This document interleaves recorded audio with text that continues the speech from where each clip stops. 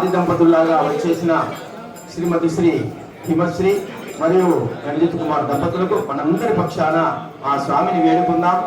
ఈ అవకాశాన్ని మళ్ళీ వచ్చే సంవత్సరాల్లో మాకు అందించు స్వామి అని ఆ స్వామిని వేడుకుంటూ వారికి శుభాకాంక్షలు తెలుస్తూ లక్ష్మీ గణపతి యొక్క ఆశీస్సులు ఘనంగా ఉండాలని వారు కోరుకున్న కోరికలన్నీ కూడా ఈడేర్చాలని ఆ స్వామిని ప్రార్థిస్తూ శుభాభినందన తెలియజేస్తూ మరొక్క మారు శ్రీ శ్రీ శ్రీ శ్రీ జై జై జై గణేష్ మహారాజ్ కి జై గణేష్.